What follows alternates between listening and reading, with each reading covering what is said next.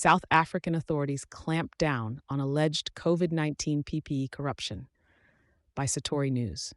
South Africa's continued campaign against corruption has struck a significant blow against an alleged graft network operating within the Mpumalanga Department of Public Works.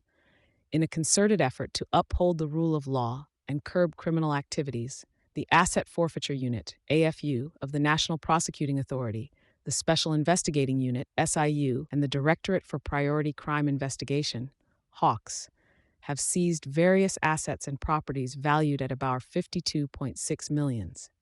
The seizure is directly linked to the corrupt dealings of 22 senior officials, service providers, and entities whose association with the alleged corruption extends across 4 South African provinces. The preservation order issued by the High Court of South Africa, Mpumalanga Division in Mbambela, allows the aforementioned law enforcement agencies to execute the seizure of assets linked to the procurement of personal protective equipment, PPE, during the COVID-19 pandemic. In a sweeping move, orders were served at 34 locations, resulting in the inventory capture of 29 properties, 31 vehicles, and a boat trailer. Linked to individuals such as McDonald Segudla, Doris Mbatha, Bandile Nkobo, and several others, the assets span real estate, electronics, vehicles, and even firearms, with all associated internet banking services slated for termination going forward. The revelations made by the SIU's comprehensive investigation into the PPE contracts awarded during the pandemic paint a grave picture of corruption, fraud, and money laundering. These indictments depict a blatant misuse of power, where officials within the department bestowed multi-million rand contracts to ill-suited suppliers. In many cases, kickbacks were received by officials or their family members without the procurement of the expected services.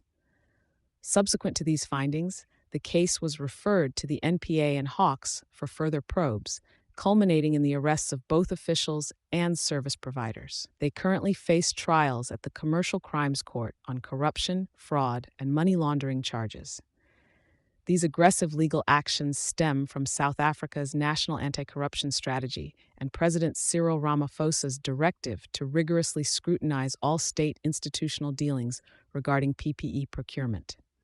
The proactive involvement by the AFU, utilizing powers granted by the Prevention of Organized Crime Act and the SIU's civil action capabilities, allow these agencies to both disrupt and rectify the malevolent conduct of public officials and private entities.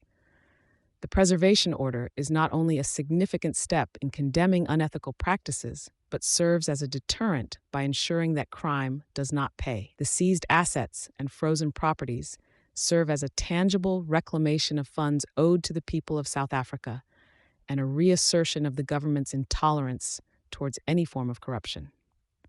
Thank you for choosing Satori News.